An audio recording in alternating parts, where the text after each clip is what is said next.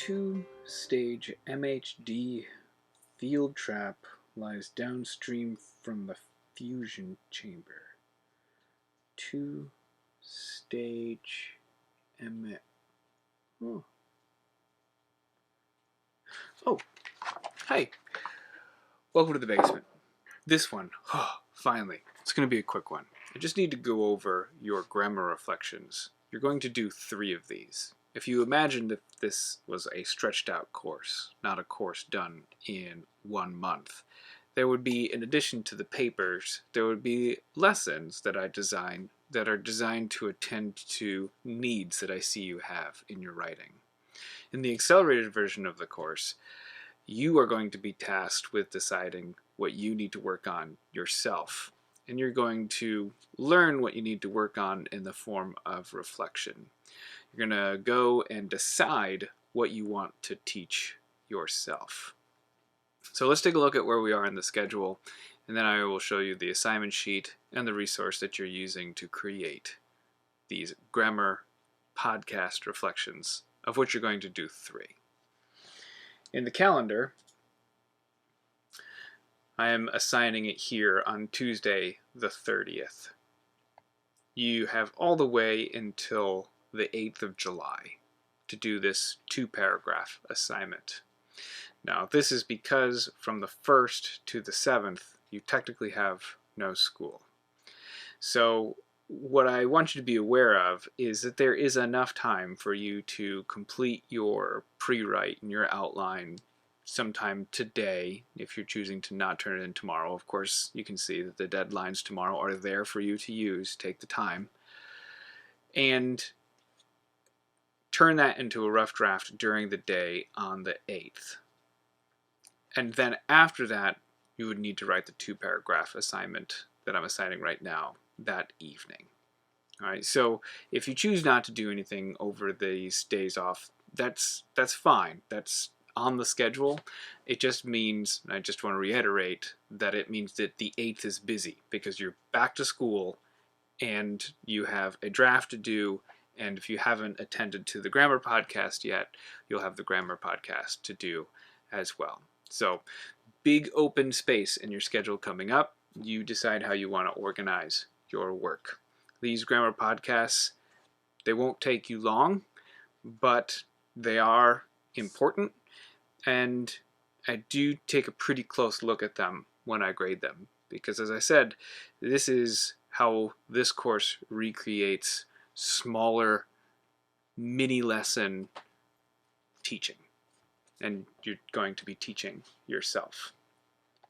So this is going to be in Classroom under Grammar Reflections, and they'll get the code G.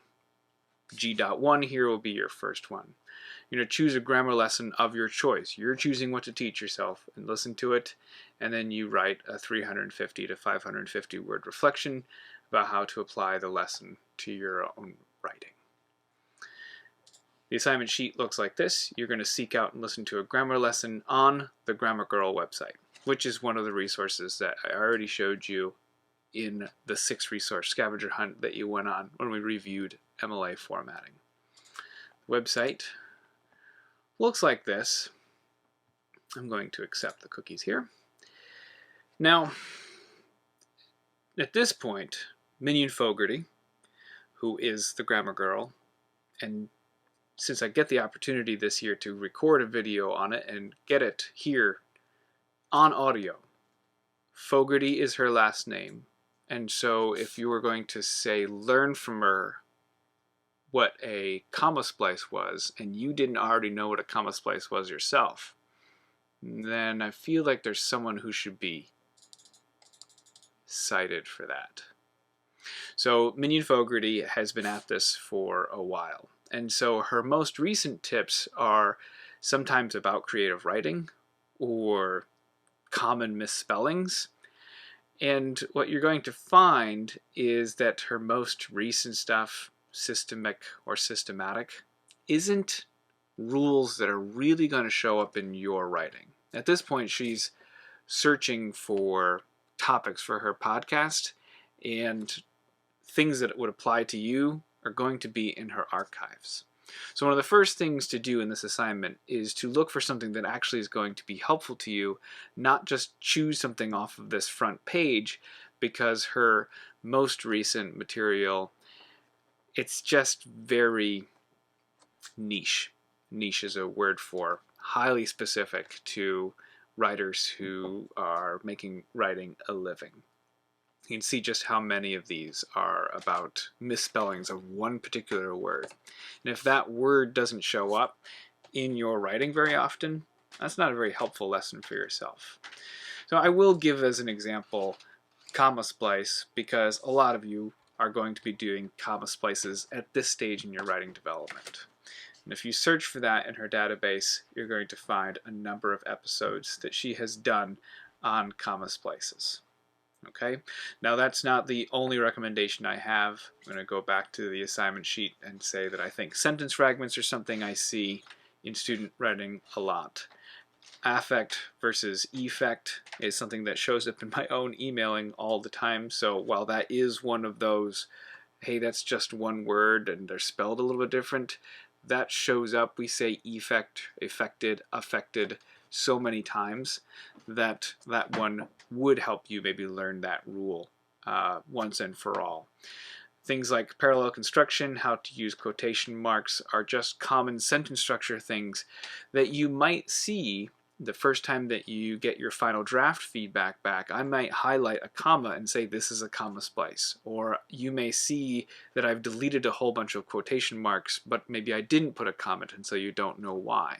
So you have to internalize those things and say, I think I need help with quotation marks because that's getting corrected a lot.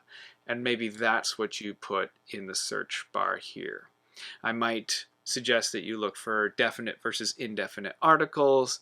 I may say that you've dropped a participle here. Sometimes I will say the rule that you've invalidated without fully explaining what it was, which opens you up to saying, hey, that might be a good choice for my grammar reflection. The nice thing about her website is, in addition to being something that you can listen to, she transcribes her podcast as well. So when you are citing her, you can make sure to cite her correctly because you have the words that she says right here. When you play it, if you get the music,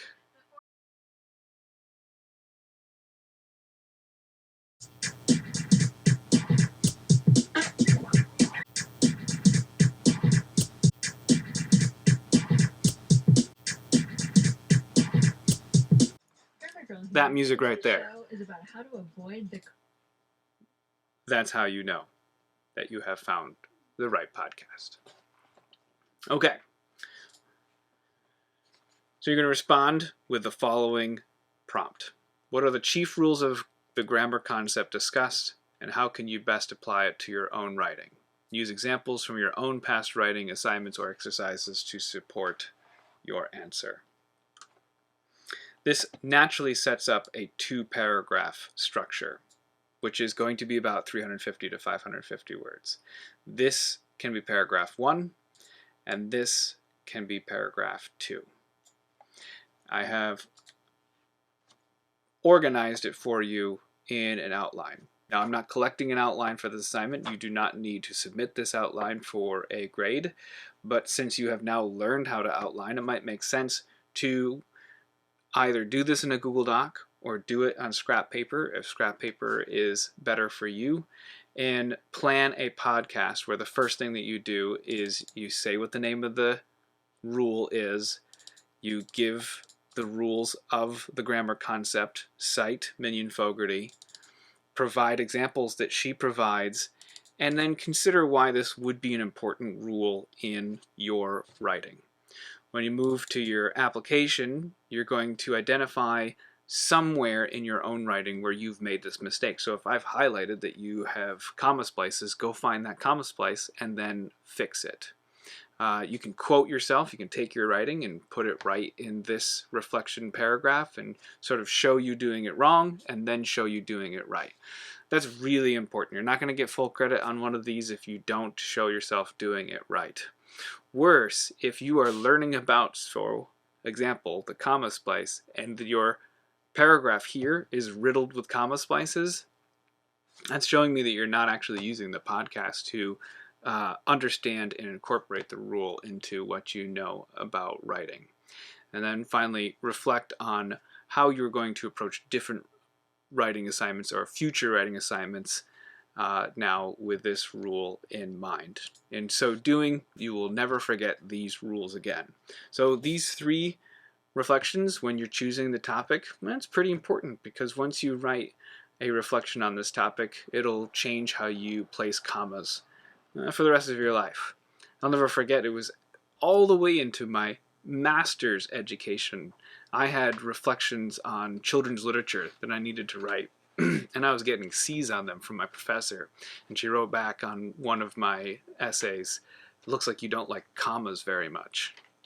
I don't know why, but that affected me so deeply, and I went and I found everything I could about commas, and now I'm very careful with every comma that I place, and it drives me crazy when I miss one, just because I learned so much about how they are to be properly placed. There's rules, and you can go and you can change the way that you write for the rest of your life by doing this.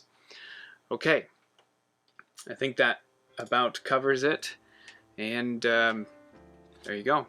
I promised, a little bit shorter. Those are the Grammar Podcast Reflections. You're going to do 3 of them. This first one is due a week from tomorrow. Plenty of time to write 2 paragraphs.